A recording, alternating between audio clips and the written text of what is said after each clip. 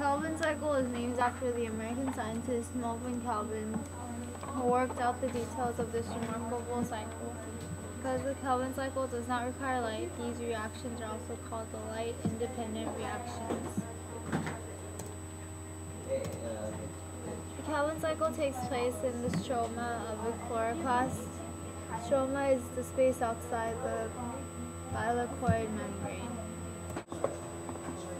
The ATP and NADPH, formed by the light-dependent reactions, contain an abundance of chemical energy, but they are not stable enough to store the energy for more than a few minutes. During the Calvin cycle, plants use the energy that the ATP and NADPH contain to build high-energy compounds that can be stored for a long time. The Calvin cycle uses ATP and NADPH from the light-dependent reactions to produce high-energy sugars. Steps of Calvin cycle. 6 carbon dioxide molecules enter the cycle from the atmosphere.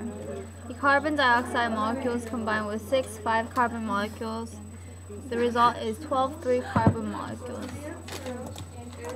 The 12 3-carbon molecules are then converted into higher energy forms. Energy for this conversion comes from ATP and high energy electrons from NADPH.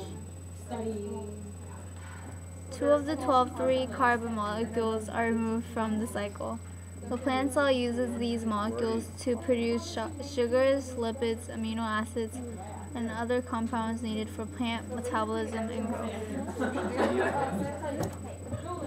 The remaining 10 3-carbon molecules are converted back into 6 5-carbon molecules. These molecules combine with the 6 new carbon dioxide molecules to begin the next cycle. The Calvin cycle uses 6 molecules of carbon dioxide to produce a single 6-carbon sugar molecule. As photosynthesis proceeds, the Calvin cycle works steadily removing carbon dioxide from the atmosphere and turning out energy-rich sugars. The plant uses the sugars to meet its energy needs and to build more complex macromolecules such as cellulose that it needs for growth and development. When other organisms eat plants, they can also use the energy stored in carbohydrates. These are the animations.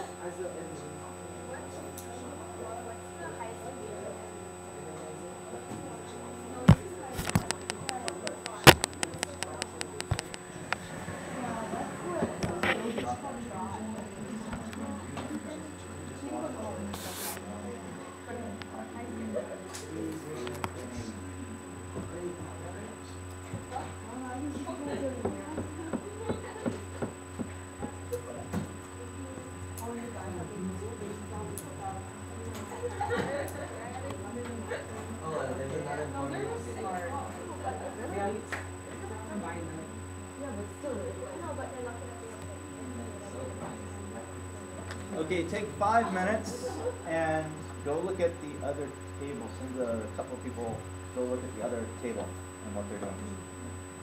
See if there's something you can use. So the other table, like these guys. In the Calvin cycle of photosynthesis, 6 molecules of CO2 are used to generate 1 molecule of glucose.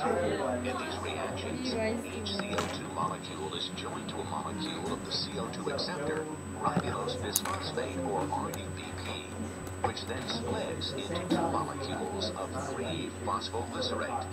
The reaction is catalyzed by the enzyme Rubisco.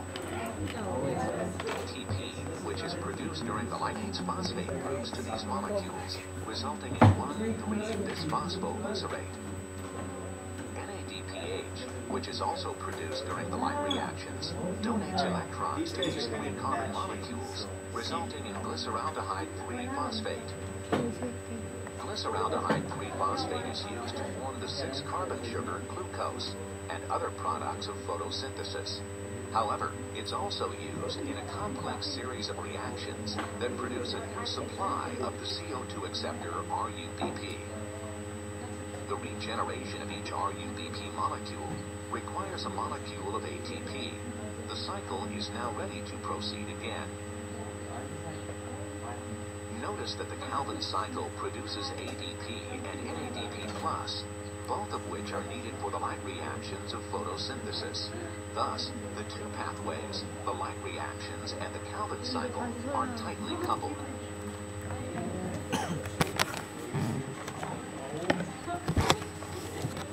This is a graph of Calvin cycle. This is a graph of rate of photosynthesis. As you can see in the beginning, the slope is very changing, but as it reaches certain amounts, it won't go any higher. So you can see that photosynthesis has some limits. And in the process of the Calvin cycle, the number of carbons change throughout the cycle.